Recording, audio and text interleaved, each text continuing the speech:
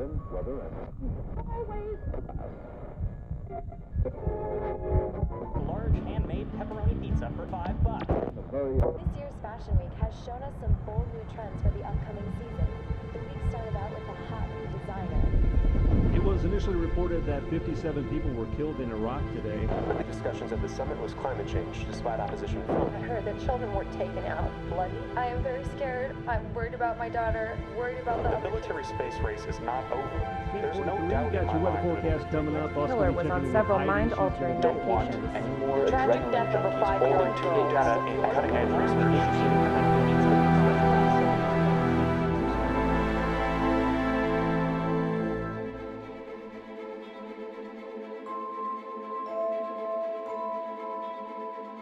We've been very good at making enormous strides in technology. It makes us look advanced. But I think where we fall down is that we haven't gone nearly as far in our internal world. I don't know that we've really come too much farther than people did thousands of years ago. Most of us don't know why we're doing what we're doing most of the time, especially when it comes to the really important decisions in our lives. This is largely a society in denial. We have been stuck, I think, for a very long time in the ways we've done things. And everybody sees it now. I don't think people can really look around the world or the earth and say, it's all great. Well, how about now we start to look inside ourselves? How about we take the ideas that fueled this kind of development and look inside? Why wouldn't we go back to the womb? Why do we want to start anywhere else, really, but there? It's where we all start.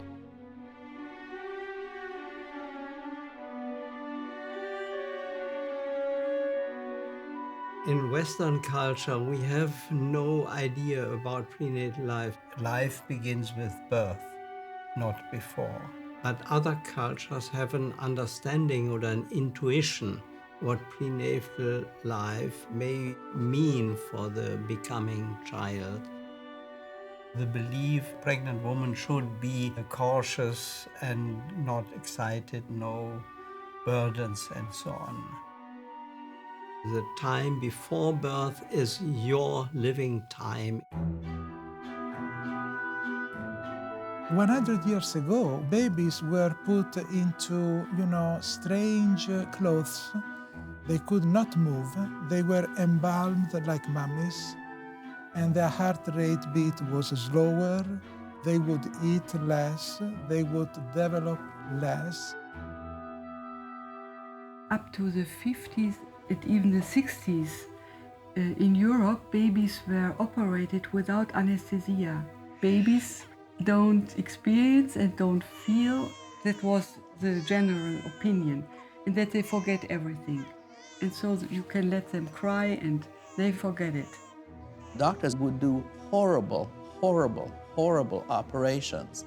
And they told their parents that the reason that they are not using an anesthetic is because the anesthetic would damage the child. But in fact, they damaged the children themselves through this traumatic experience.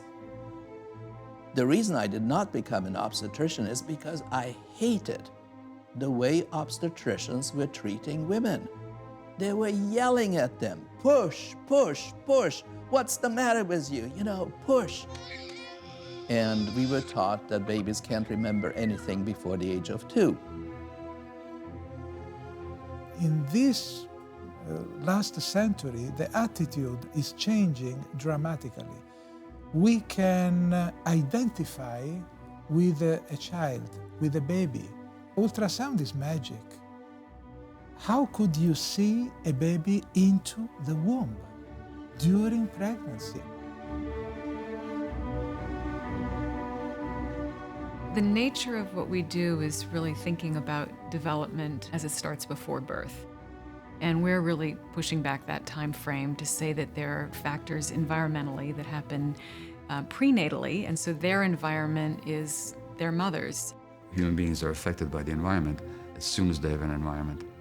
And that means as soon as we're implanted in the womb.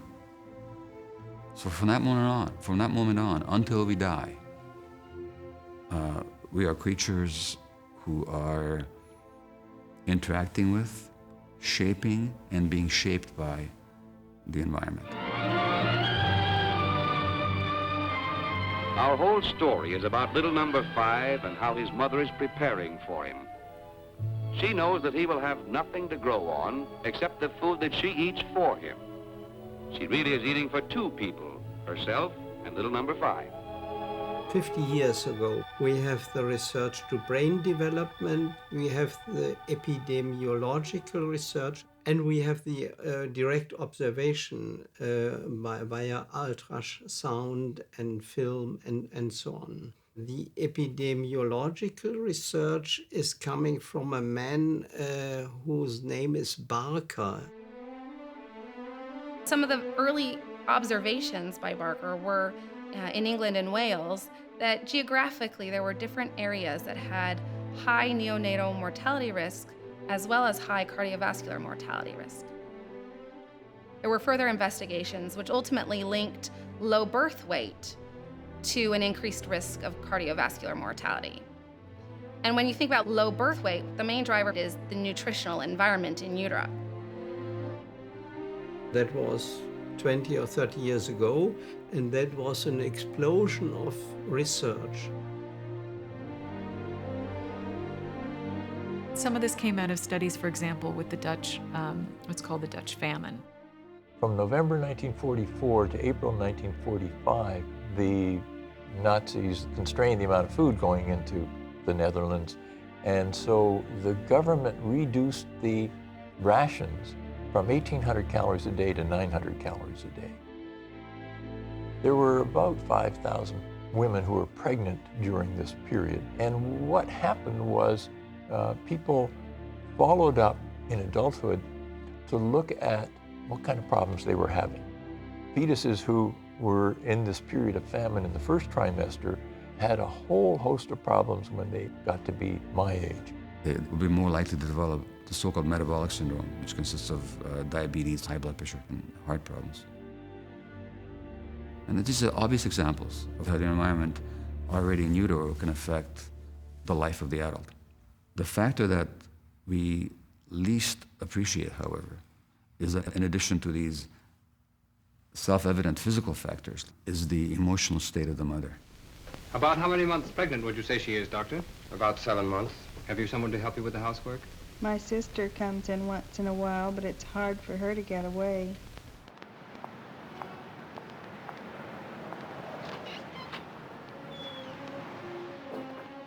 In our life, the first big person is the mother. Mother is giving life, giving birth, and if the mother is feeling well, the baby feels he is living in a good world. If the mother has stress, he feels the world is stressful. Stress decreases the immune response. Everybody knows that. If you don't sleep enough, if you work too hard, your stress level increases and your immune system goes down the toilet. When that happens while you're in utero, it really affects your immune system for the rest of your life. Human beings are affected in their development by early experiences, including in the uterus. They're affected by the emotional environment in which they're conceived and carried and birthed and then reared in. The broad outlines of that knowledge has been really well established. But we're not practicing it as a society, we're not recognizing it.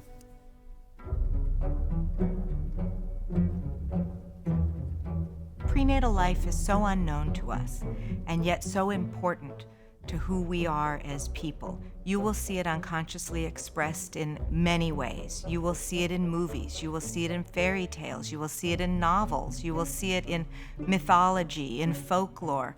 You name it, you will see it there.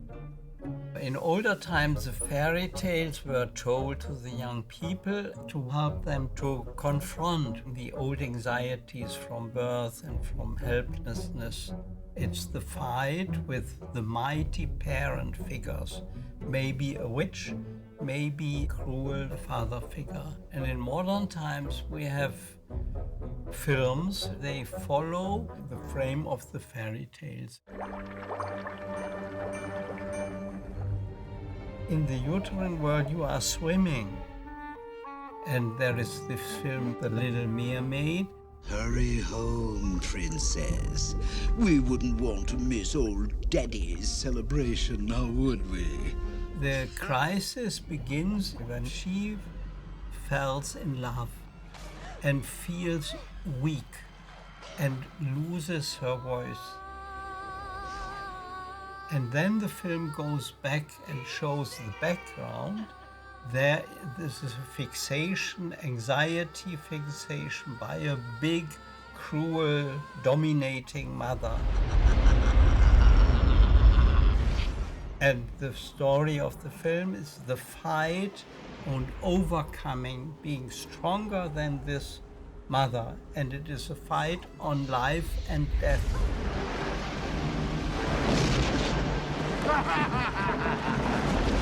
So much for true love! And this ambivalent feelings against the mother are natural. If it is going good, our life is an adventure. If it is bad, it is traumatic, it is suffering. Intrauterine life is not a paradise, as some people try to make us believe. We are the receiver of all the happiness and of all the anxieties and difficulties of our parents. The fetus is a sentient being. Think of it as moving, quivering, without a skin. He marinates in the feelings of the mother. It feels every shudder. It feels the mother's gladness and happiness, but it feels every anxiety.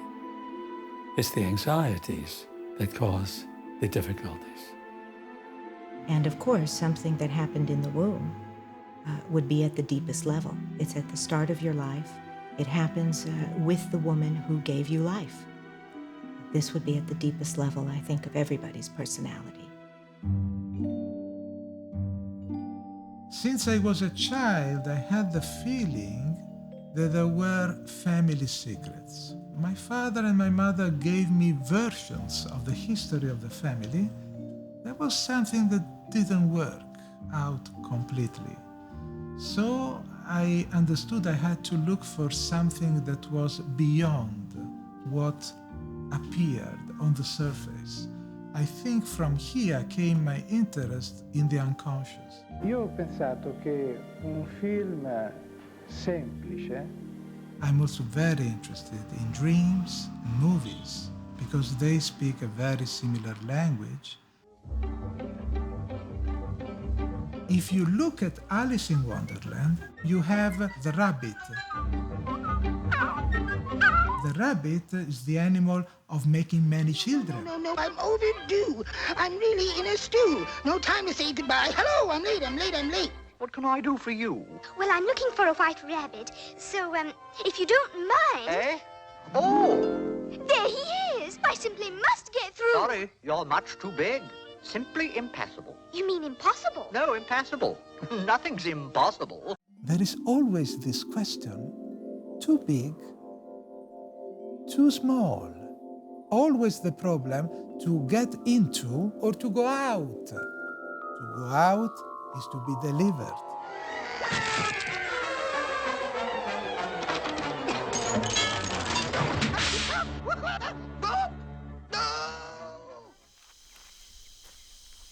Once upon a time, we were walking on 4 legs. We had a head which was smaller, and we had the hips that were larger. So the birth channel was very big. When the human beings began to reach bipedal erect posture, gradually the bones changed and the birth channel became more narrow. And then another thing happened. The brain became larger. And here the obstetrical dilemma came. How will be able the new human baby to come out of the womb with such a big head So if you see again the whole movie thinking to the obstetrical dilemma, you will get another picture. Someone's head will roll for this. And there is the issue of cutting the head, the dream of mothers. If you can cut the head of the child can come out. Off with their heads! Off with her head! Off with her head! Slowly, there was a sort of natural selection that the women who were able to deliver earlier survived. Because if you deliver earlier, the baby is smaller. And if it is smaller, it can come out.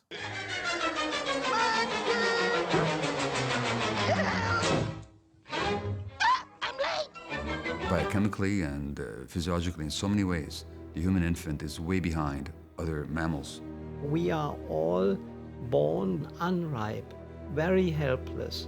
Therefore, a good bonding in a welcoming mother is important for the development of a child. In earlier centuries, birth and pregnancy and the fate of woman was very, very difficult. Every sixth birth meant death for the mother. Up to 1/2 of the children died during birth or in the first year, and therefore was an anxiety from the woman and from the men to all what birth meant. In the last 50 years, birth becomes safer and safer. Now we have the power or the stability or the safety to confront and to be curious.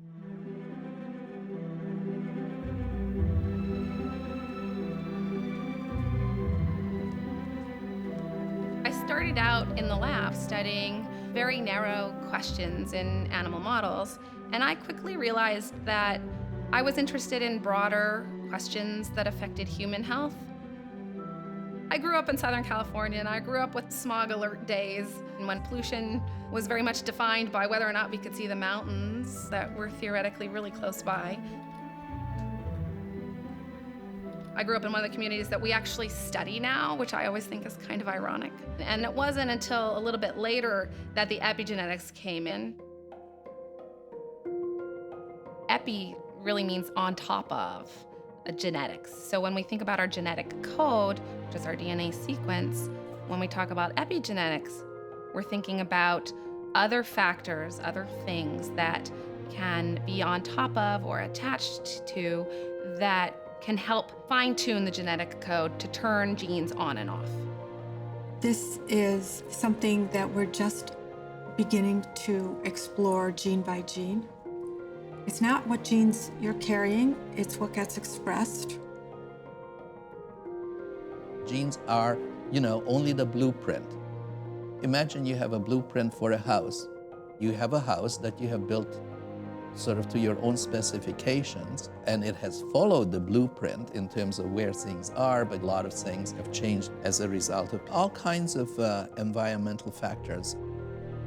Being able to adapt to a changing environment quickly is very important. However, not every adaptation is necessarily going to be for the better. When the sperm and the egg are forming, as part of normal development, there's this period of erasing past marks, basically, and reestablishing the new set of marks for that future of that cell. And then this happens again in early embryogenesis. In some ways, wiping the old slate clean and starting new for this new fetus, this new baby. There's a whole period of time during fetal development where many things, including just the environment that the fetus is growing in, could alter or shift that process. It's fantastic because the idea of epigenetic changes based on exposure to the environment at different intervals really provides the body with a way of continuously adapting to their environment. Bad environmental events cause change. Good environmental events cause change. And what you gotta do is just make sure that you have enough of the good events.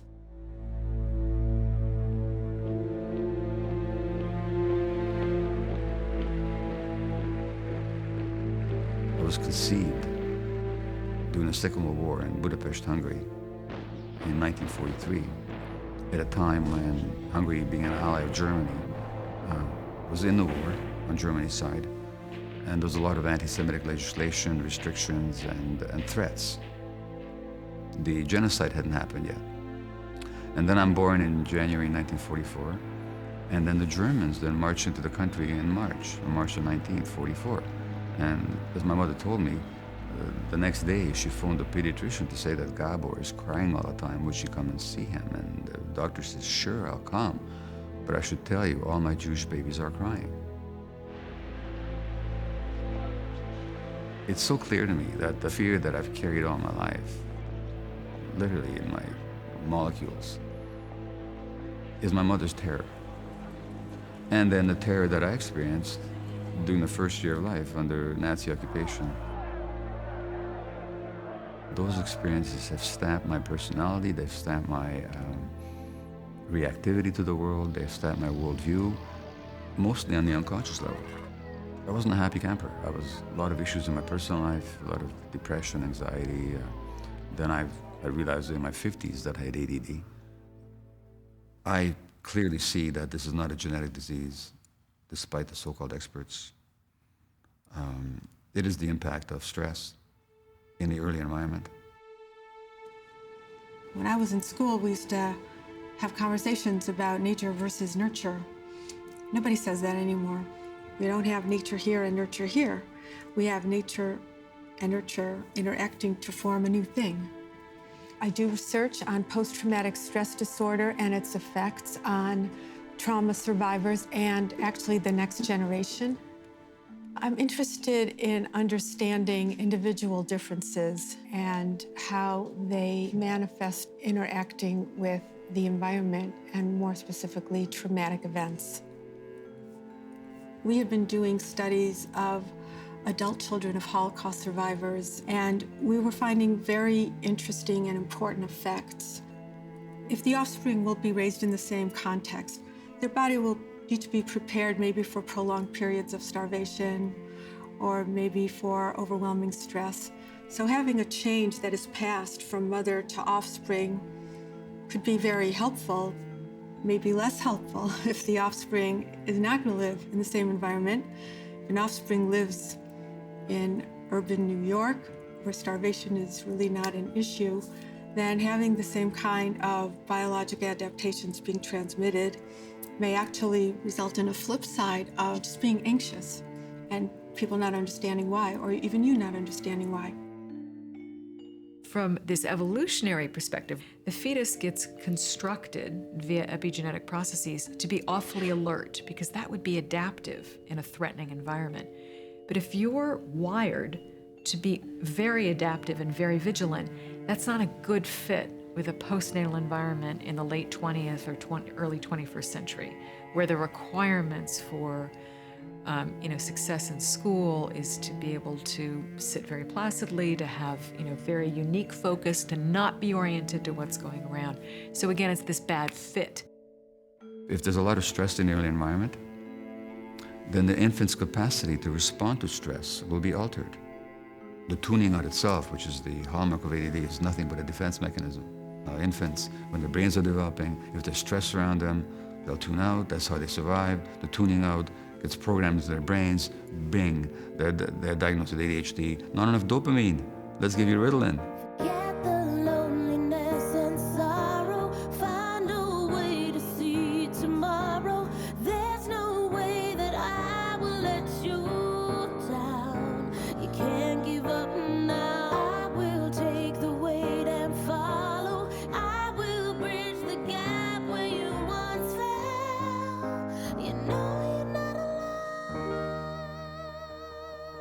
There are 3 million kids in the United States, according to the latest figures, who are taking stimulant medications for ADHD. There are 500,000 kids, according to the latest statistics, who are taking antipsychotic medications. They're getting these medications not because they're psychotic, They're getting them because it's the only way we can figure out, when I say we, I mean society, to control their behaviors. And this is what the pharmaceutical industry is able to exploit in their promotion of high-volume drug use in their advertisements. We don't even know what the long-term effects are of antipsychotics on the developing brain. And yet we still see medication advertised as a quick fix, endorsed by the medical profession. Now, what's going on? And what's going on with the burgeoning diagnosis of ADHD and oppositional defiant disorder and bipolar disorder in kids and autism, which has gone up 40-fold in the last 30 years? What's going on, and what we're not recognizing is that people are parenting and conceiving and carrying and birthing children under increasingly stressed conditions.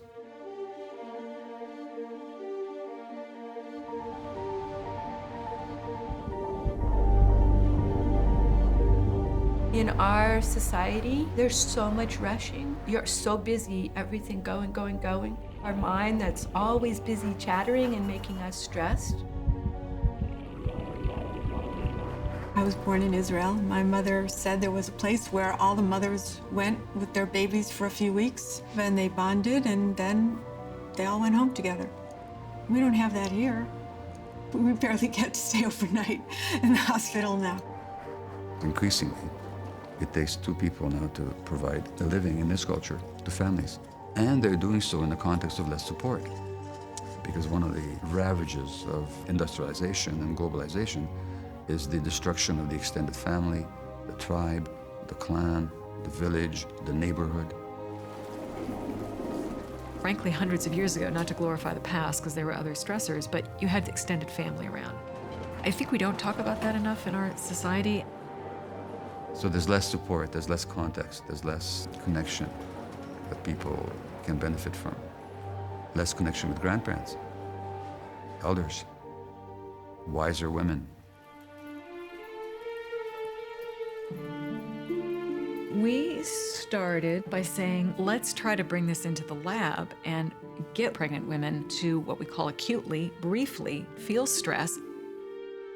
And when we divided the fetal response, the fetuses whose mothers were high anxious had a heart rate increase. And the fetuses of mothers who were low anxious either had no change or a decrease. And then what we saw is if you go all the way out to women reaching criteria for depression, their fetuses have a significant stress response in the lab. Your breathing goes up, your blood pressure goes up, your heart rate is going up. That's all stimuli to the fetus. So over the course of pregnancy, being in an environment of a woman who is seriously depressed is different than being in an environment of a woman who is feeling fine, no symptoms, and that shapes fetuses so that by the end of pregnancy, when they get a stimuli like the heart rate change, they're showing differences almost, we want to say, in temperament, in their reactivity style. Big reactors or just calm.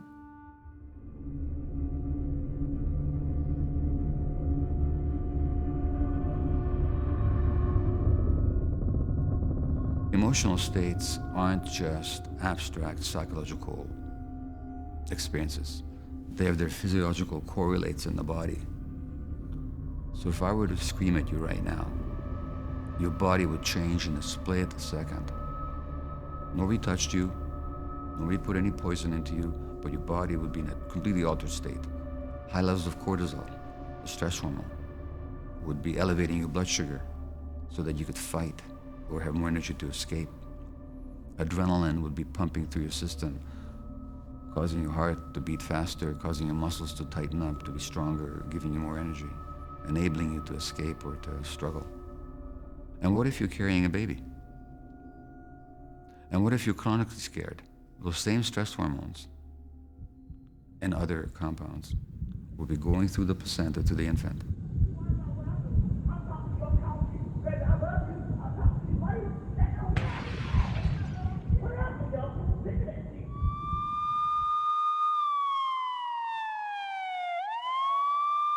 Already back in the 1970s, there was a CTV documentary on how emotional deprivation in early childhood fosters the development of violence and aggression. Psychologists prove the inverse relationship of violence and affection by studying what happens to monkeys who don't get any mothering. Parents who are stressed have been shown not to be able to be as attuned to their infants and children as parents who are not stressed. Not their fault. Not because they don't love the child. Not because they're not dedicated, devoted, committed. Simply because the stress effect impedes their ability not to love their child, but to attune with their child. So that mutual responsiveness is interfered with. And that has an impact on brain development. There's an important chemical called dopamine. Dopamine is essential for motivation and attention. Now you take infant monkeys and you measure their dopamine levels in the front part of the brain, and you find it to be normal. Separated from their mothers, those dopamine levels have diminished. In other words, the child's brain chemistry is affected by the unavailability of the mother. And this is true even if the mother is physically there, but emotionally absent.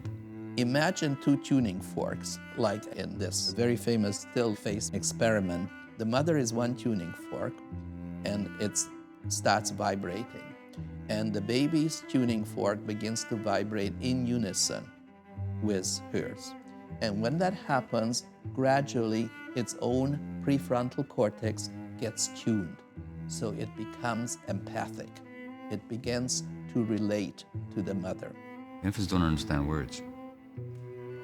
So they respond to body language. So is my mother rigid or relaxed? Is she afraid? Because if she's afraid, I am, because she's my protector. If she's afraid, who's going to protect me? The size of the mother's pupils, the mother's voice. Is it confident and relaxed, or is it tense? These are not conscious thoughts, but this is the infant's experience. Depressed mothers, or even worse, schizophrenic mothers, they are not in synchrony. The baby is getting the message that there's something wrong with it. Its prefrontal cortex is not going to be tuned properly. So that baby is going to develop a kind of depressive personality. Okay. I'm here. And what are you doing? Oh, yes. Oh. The monkeys tell us more about the severe effects of infant deprivation. The ones that were reared in isolation just don't behave normally when they're finally given a playmate. They rarely touch, and when they do, the contact's surprisingly vicious. Children who are emotionally inhibited will become dysfunctional adults. They will have difficulty learning and will be more hostile. And that starts right in the womb. When the brain begins to be organized, genetically speaking, each neuron is destined for a certain place where it will eventually end up. Neurons, brain cells, are the information processing units of the brain, and they make connections and they organize themselves into functional networks. Every second of prenatal life, 50,000 new neurons are being produced. Every second. There's not a machine in the world that can duplicate that.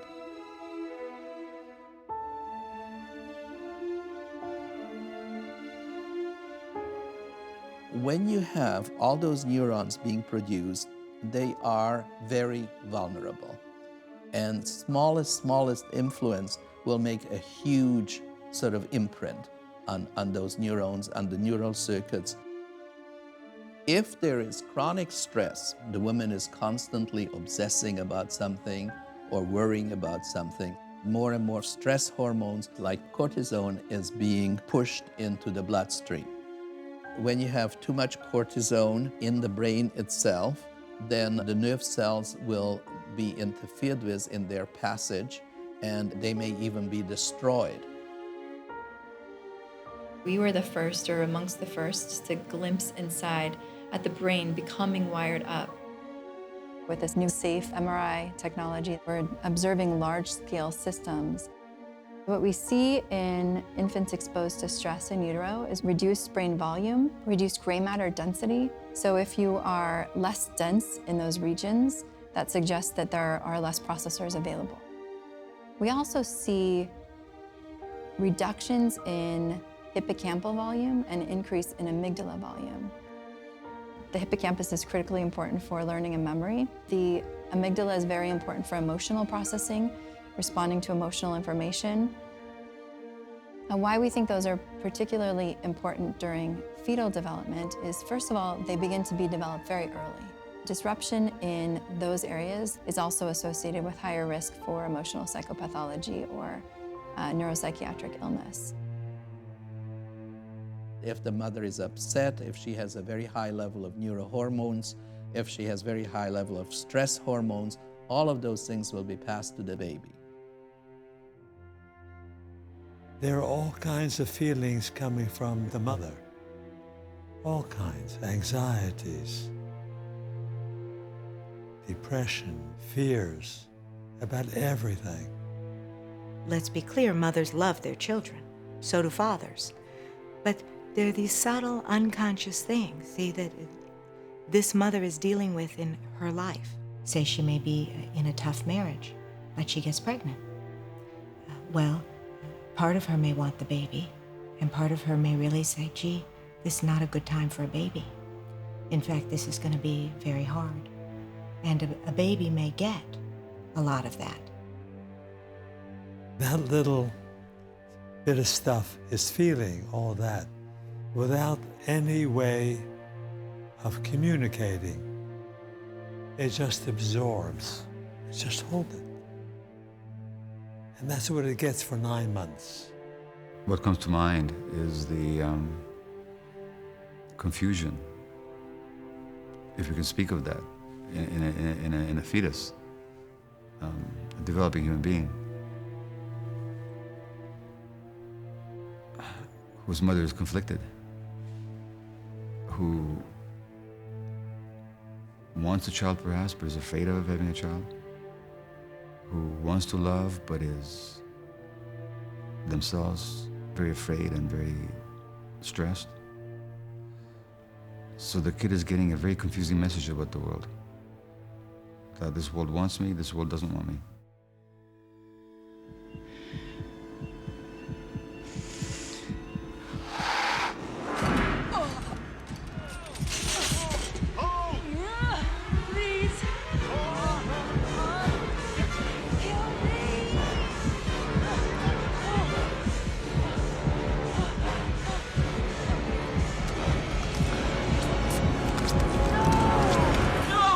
The alien films show the very difficult side of pregnancy and birth, the side that the mother does not want to be pregnant, does not want to have a child, but the child is coming, the child is there, the child wants to live.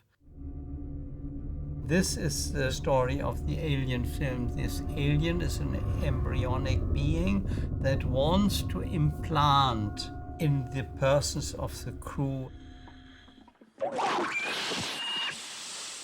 And the film is always about this unwantedness and this will to live.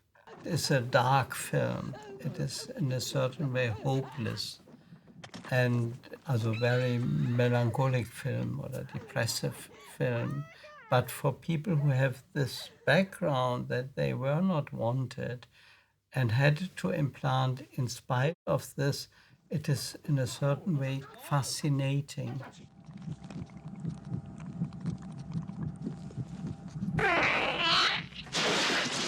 This is a typical cult film.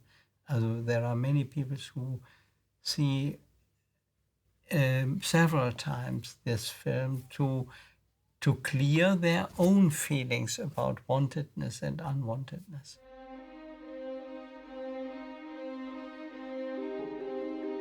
I do worry about this kind of research getting lumped with research that has a political agenda, which is the personhood of the fetus, because that's a wholly different question, and it's what data is used, in my opinion, for the discussion about the right to choose. So I think also people may a little bit shy away from this because that is such a fraught debate. It is an inconvenient truth that fetuses feel things. It is just inconvenient. Because if they do, then many things have to be rethought. It makes no sense for a girl to have a baby she does not want. If she is forced, that means a misery for a whole life for her and for the child. It's a very difficult issue, and if she has not the right, she takes the right. I think eventually, maybe in 100 years, maybe not that long, I would say the goal would be, let's get women and men in such a good place that they come to realize that bringing another soul into this world is a very big job.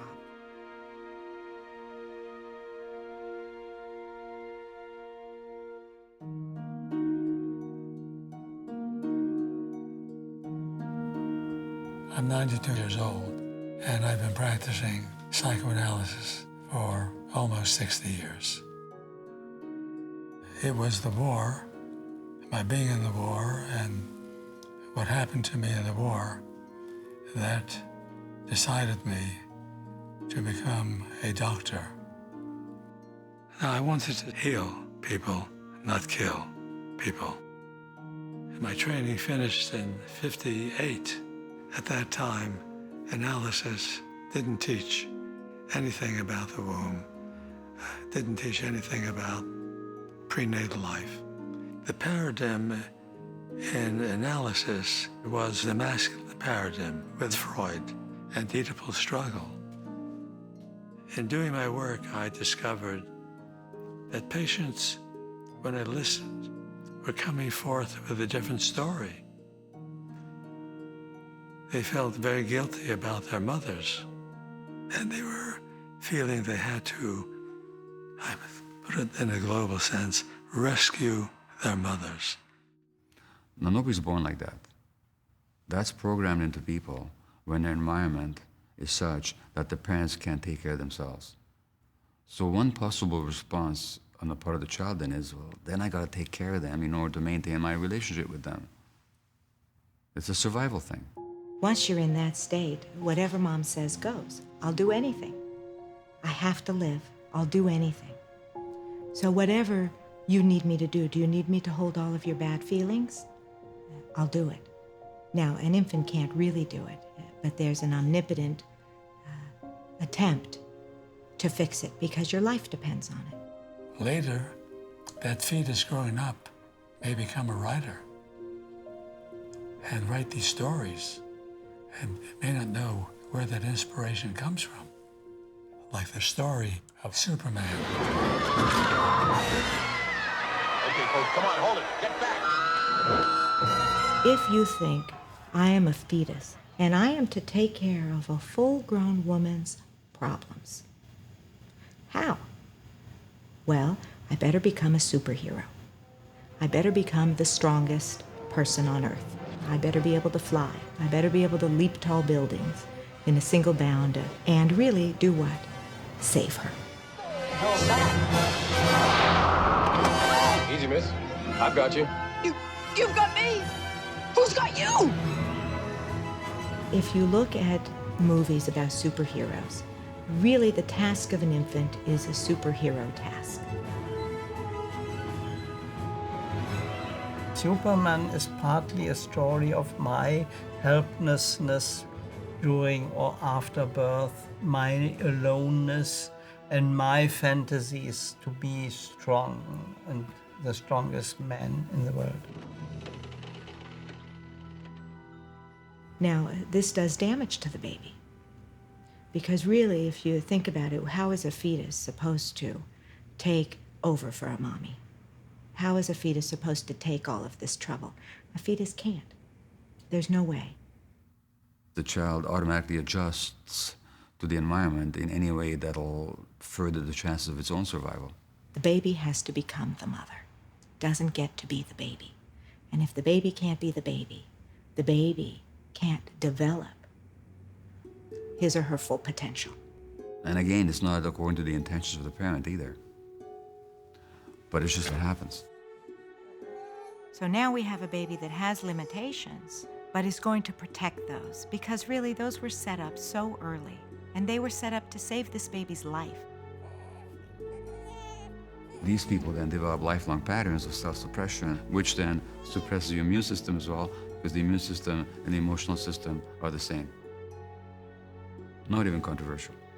What will happen later on in life is that anything that challenges these basic limitations that were set down, a grown person will fight against. Because they felt responsible for their world.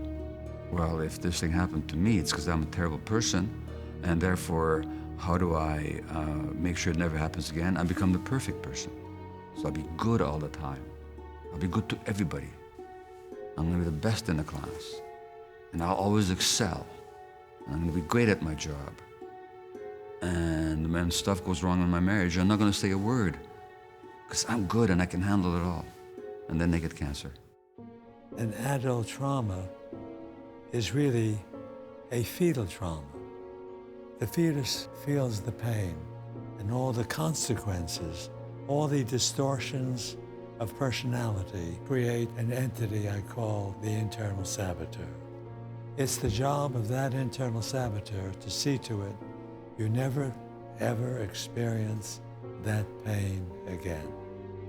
People will talk about this all the time. They say, I self-sabotage.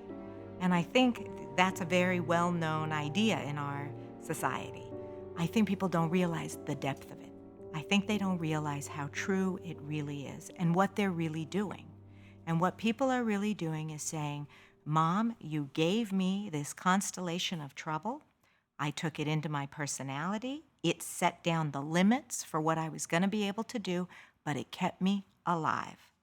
I will hold on to this with every bit of strength I have.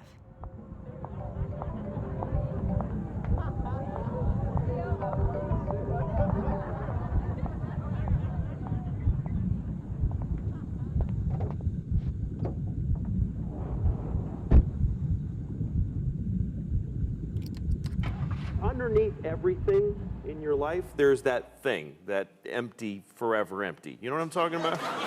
That. Yes. Yes. Yes, Yes. The capacity to be alone and to perceive. That's been a human challenge, I think, for thousands of years. And not just in this society. It's just more difficult now because it's more pervasive.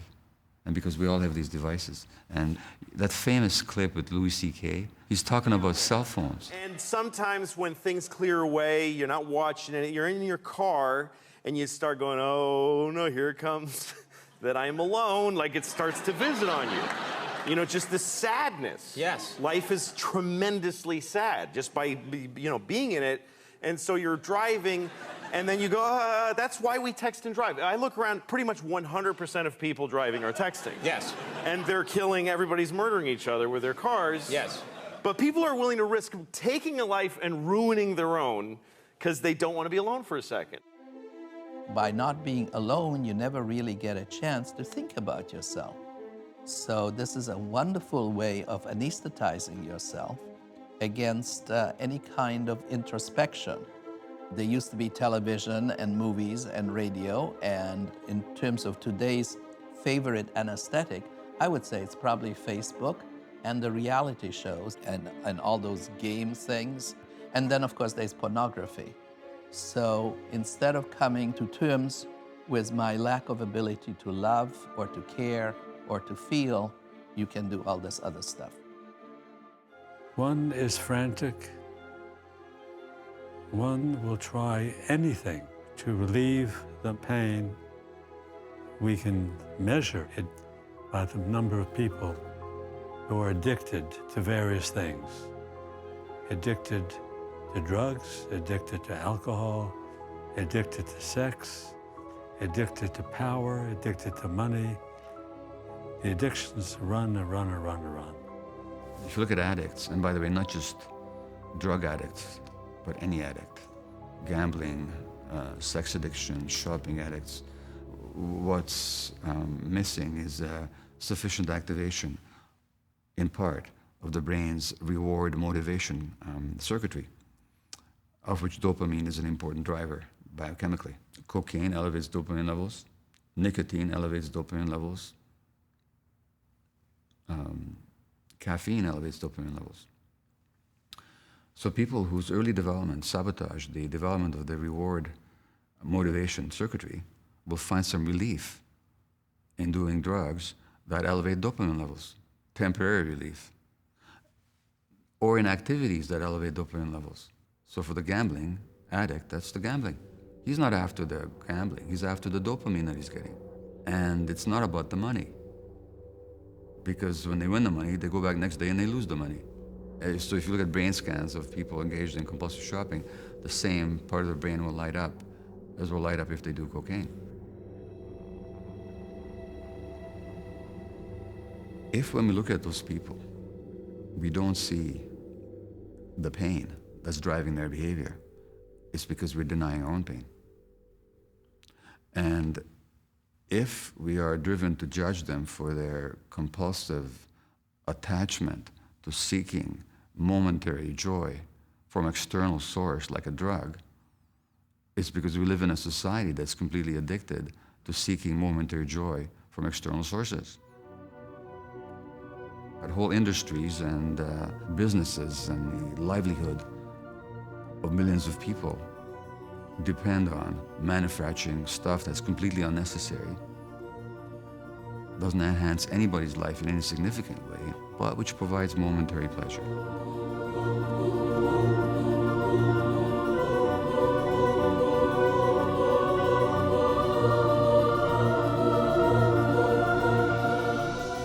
I was in San Francisco a couple of years ago, and on this block there was this thick lineup, people 4 abreast, around the block.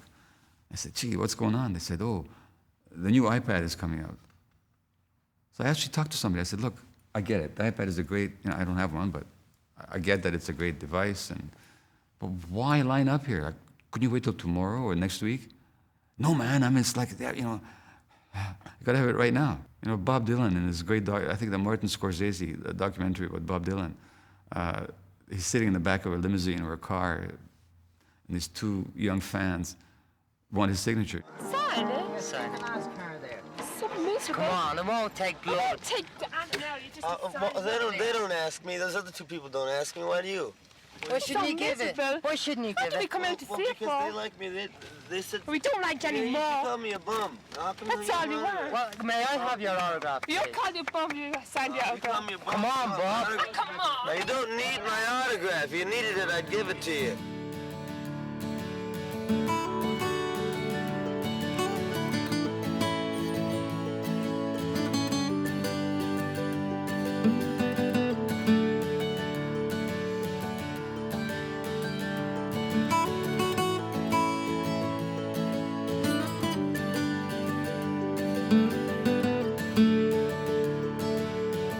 Nobody needs an iPad. People can use it. Why line up at 4 in the morning? You think that's going to somehow fulfill your life? Fill in the holes where you're empty? That's the society we live in.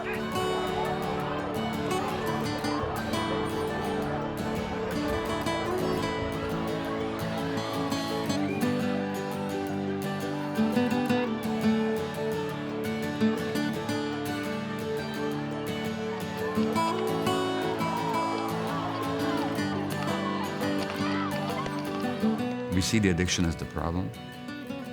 And of course, that's legitimate. Addiction is a problem. It creates problems. But it's not the primary problem.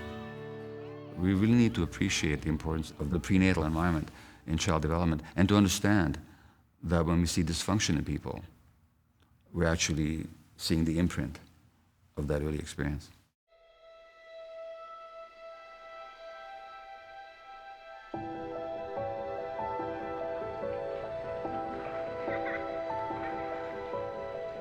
You talk to people about their childhood and they say, I don't remember, I don't remember, I don't remember. Well, the fact is everybody remembers, they just don't recall. It's usually because either nothing happened or too much happened, and usually the too much. And so that one way they dealt with it was to split their attention from what's going on, so they're not going to recall. I know that people often tell me that I have a sad expression on my face. That sadness is a memory. It's somehow just, it's programmed into me, but it's not a recall memory.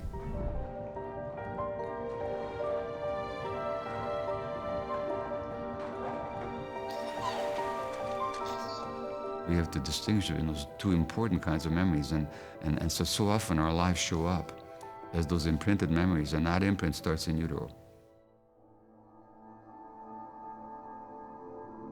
During the time in the uterus, we have no speech.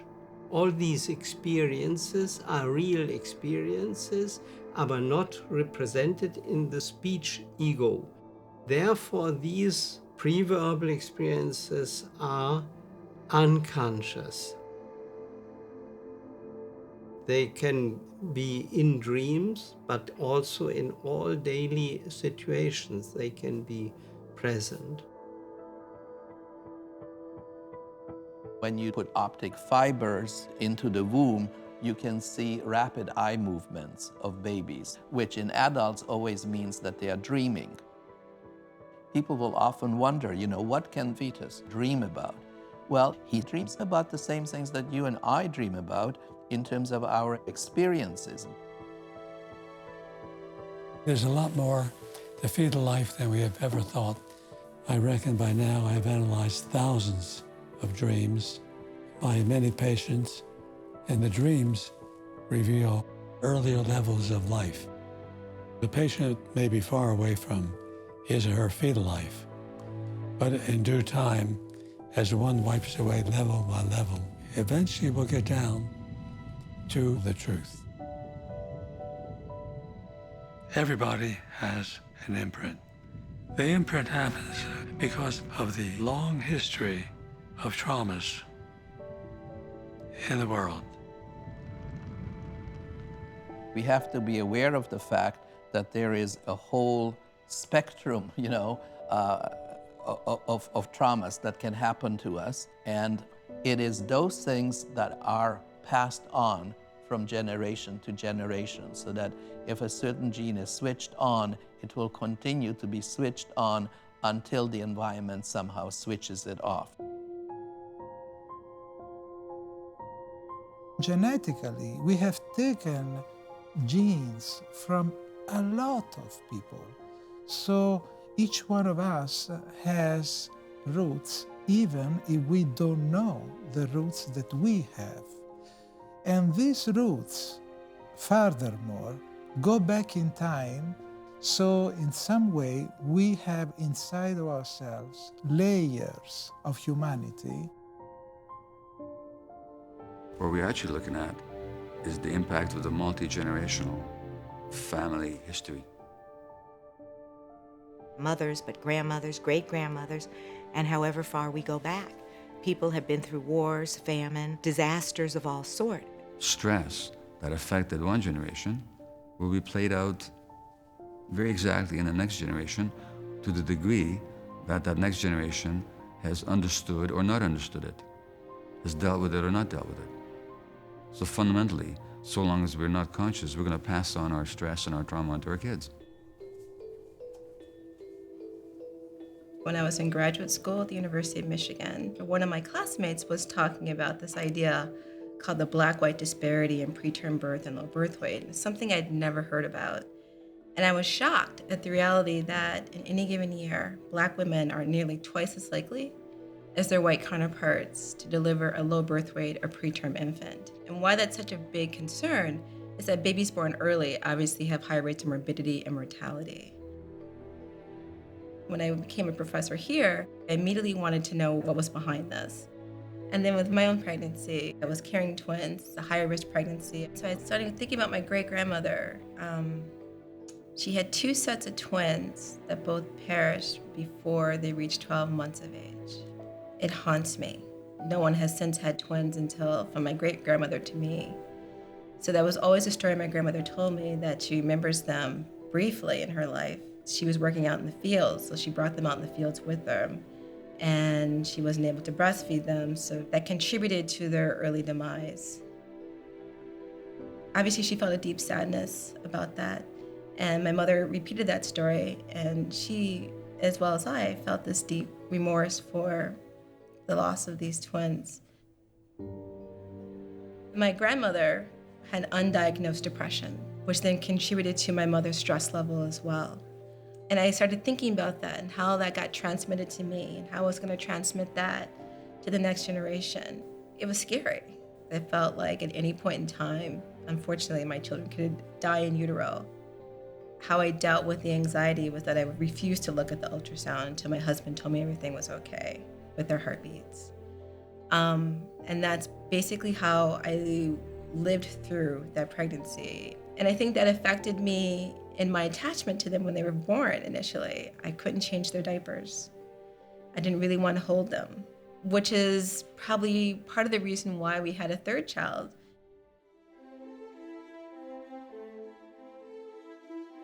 Every woman who has a child puts on that child her experience. And so any way that women are treated is what gets passed down. Women have borne the burden, the pain of thousands of years where men have treated women badly, have devalued women. That devaluation, that pain is part of every woman's heritage. Men took over being stronger and made women believe they were second class. And women are second class in the minds of men to this very day. You know examples, and I know many examples. Despite our talk about equality, it is an uphill battle. Thousands and thousands of years of this toxicity that is ground into the unconscious of every person and every woman. Now, that stuff is what is projected into the new baby.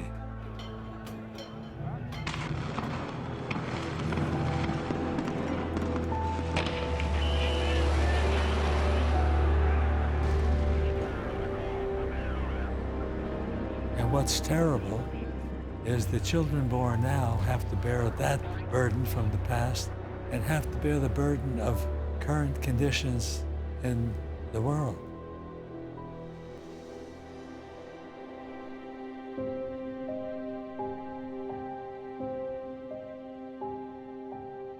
I had this sex trade worker who has died since of HIV, but I asked her what heroin did for her, and she said, the first time I did heroin, it felt like a warm, soft hug, which is exactly what she would have gotten from her mom, had her mom not been traumatized herself. And a guy in his 40s, big, imposing looking, muscled, tattooed fellow in rehab, I asked him what the heroin did for him. And he said, Doc, I don't know how to tell you this, but it's sort of like when you're a kid and you're 3 years old and you're sick and you're shivering and your mommy puts you on her lap and she wraps you in a warm blanket and gives you warm chicken soup. That's what the heroin feels like. What are they talking about? They're talking about love. Heroin gives them that feeling of love. Who wouldn't want that? The heroin is their attempt to solve the problem of the absence of love in their lives. And that, of course, again goes back to early experience. There's that awareness that we have to get to know ourselves. But we flee from that kind of knowledge. And I think we flee from it because there's pain there. And people don't want to experience pain. I think pharmaceuticals are so prevalent because people don't know what to do. The problem is, when you say to somebody, take this drug, what you're really saying is, I don't think I can understand you. I don't think we can get at your pain. I don't think we can understand why you're anxious every day or understand why you're depressed. So what I'd like to do is quiet you down. I'd like to at least, let's make it feel a little better every day. Well, then you're stuck. You have to take a pill the rest of your life. And most people on medication will say, well, it helped me for so long, but the doctor, I still have nightmares. What do I do? My relationships still don't go right. What do I do? I'm still not happy. I'm not suicidal, but I'm not happy. What do I do? When they present this stuff about trauma and early experience and pain to physicians, they don't get a lot of arguments. And I don't get a lot of arguments. We present the data. What we get is silence. A kind of stunned, uncomfortable silence. This is your last chance. After this, there is no turning back. You take the blue pill, the story ends. You wake up in your bed and believe whatever you want to believe. You take the red pill, you stay in Wonderland, and I show you how deep the rabbit hole goes. I think the kind of suffering people at least come into the office with runs the gamut. And it really is everything from I can't find the right mate, to my marriage is falling apart, to I don't know what I want to do with my life. And then, of course, you have much more severe pathologies. People can't work, or they can't go to school. They can't sustain any kind of meaningful relationship. And, sometimes they're really on the verge of saying, I'm done. In The Matrix, Morpheus would play the analyst. What it's really talking about here is the imprint. It's really saying, listen, each person doesn't realize that they're plugged into their own imprint. The Matrix is a system, Neo. That system is our enemy. This is it. You think you are living your life, but really you're not. And what Neo discovers is that life is a fantasy. In a way, that's what the power of denial does. It keeps you from really living your life. You have to understand, most of these people are not ready to be unplugged. And many of them are so inert, so hopelessly dependent on the system, that they will fight to protect it. You've split off your personality. You've taken on an enormous portion of your mother's. So it's not really you.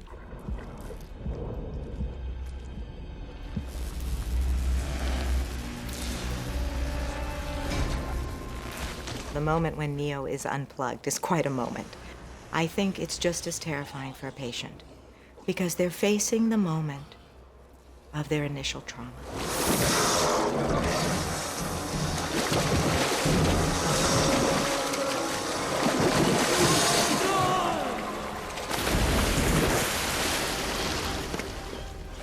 Okay. You get my body back in the power plant. Reinsert me into the Matrix. I'll get you what you want. I think everybody could understand Cypher's desire to be plugged back in. 9 hard years. They're running for their lives. This is a constant battle. He's saying, what have I really got? Please make me numb again. Give me back my fake life. After 9 years, you know what I realize?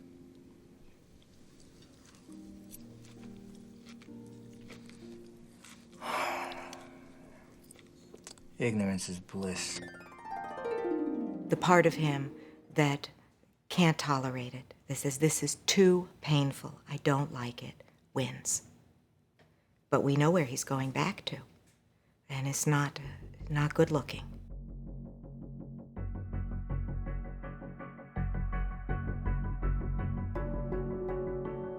I think a lot of people consciously want freedom. They're talking about it all the time. But if we start to see the reasons that people may talk about it, but might not either fight for it, demand it, or even notice when it's chipped away at, because there is an idea already embedded that says, take care of me. Take care of me. See, if you're free, you won't take care of me.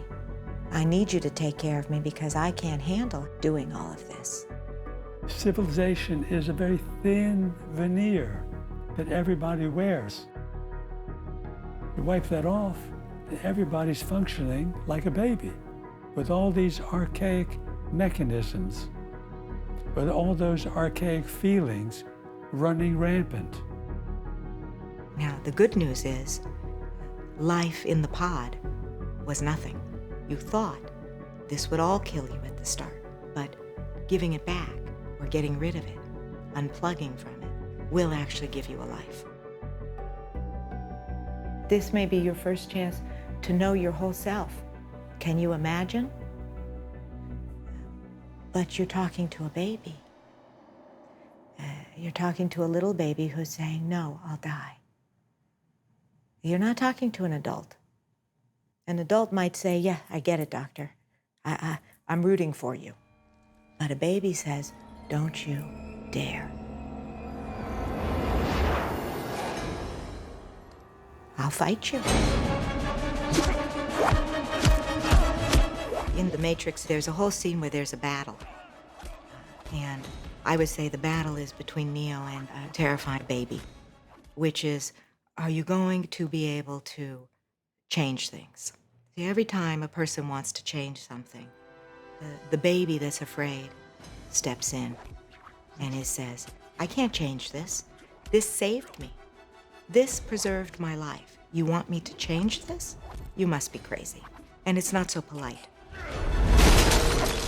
That experience is so dreadful that anything, any clue, any hint of an analyst approaching that domain will send a number of patients scurrying. Fear of re-experiencing that terrible trauma. The necessity to wake up is universal. But what induces sleep is our vulnerability as fetuses to handle the suffering. And so that we don't even fault ourselves for having been asleep, but we do, we accept that that's what happened.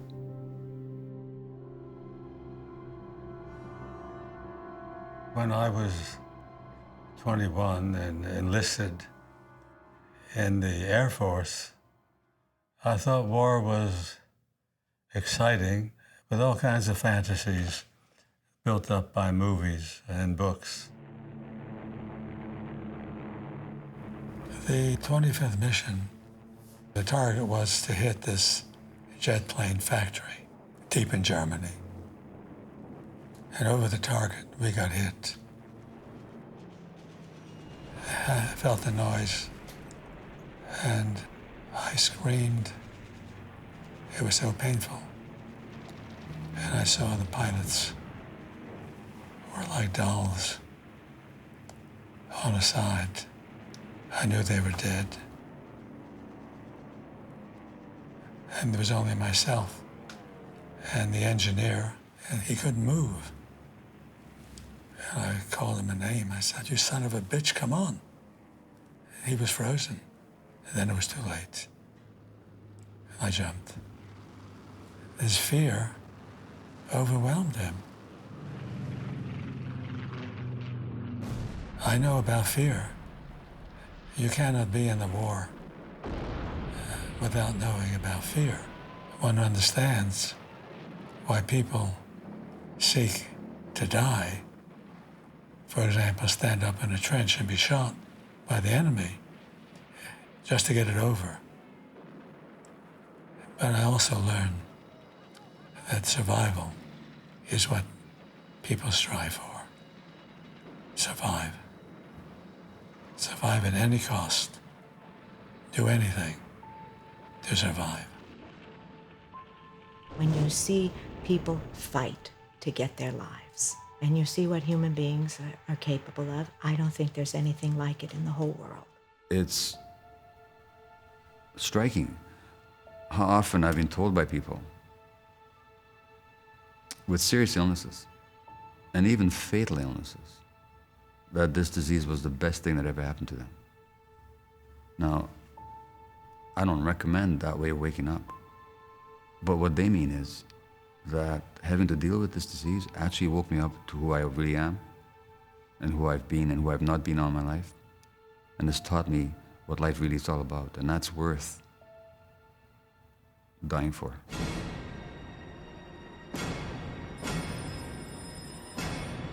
I think in The Matrix, it's very interesting because when Neo finally dies, what brings him back to life is love. Well, wait a minute. Love can bring you back from death? This is very good news. When you come to a point of knowing what is the cause of all this, and you know it's your fetal life where all this desperation this pain takes place when you have an answer, like the door opens. Because one can make sense of it. One can make absolute sense of all the feelings. The patient has to come to an emotional understanding, because what is first in a human being is feeling. The fetus is a feeling entity, not a mental entity, a feeling entity.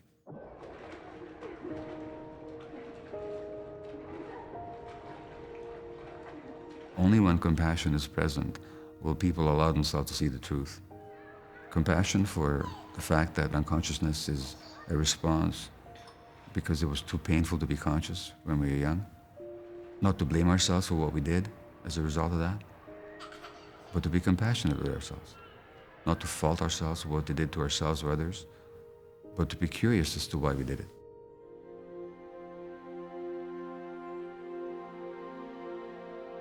I read a quote by Maya Angelou. She said, "You do the best you can until you know better, and then you do better." That's a paraphrase.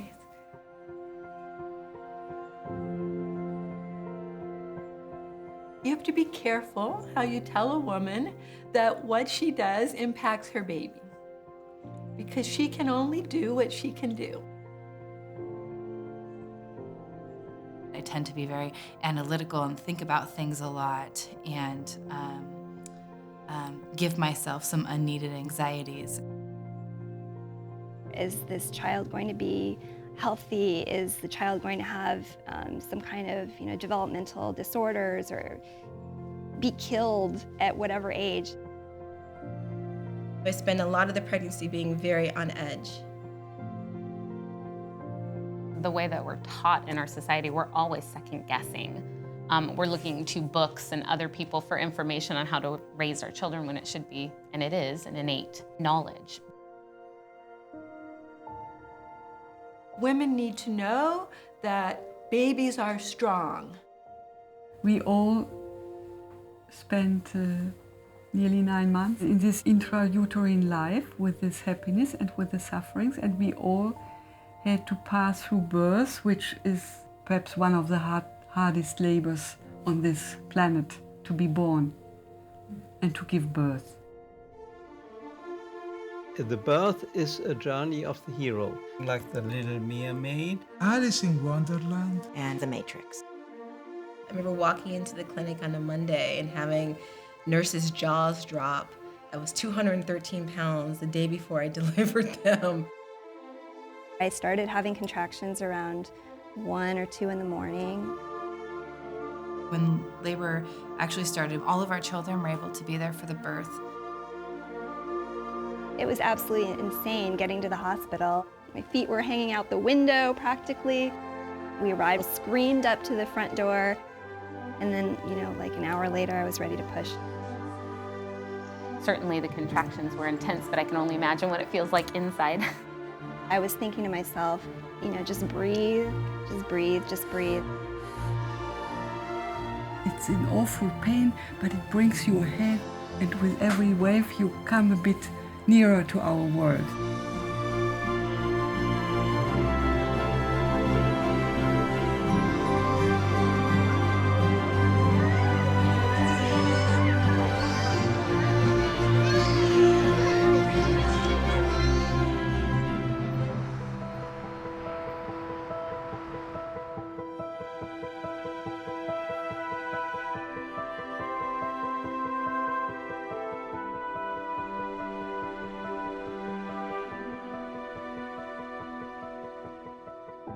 World ecology has to start with womb ecology. We cannot have peace and good people in the world without raising peaceful, good children. And that has to start at conception, not at birth, but at conception. The more people really realize all of this, I think the more thought goes into how we treat the unborn child, but also how do we treat the mother? How do we start to make sure we're really making this a world where we don't have to send so much very troubling, difficult thoughts and feelings towards our fetuses? It's our responsibility to make a better job of it than we have done in the past. There are too many children who are neglected, who are born and raised unloved, and unless this changes, the world is not going to change.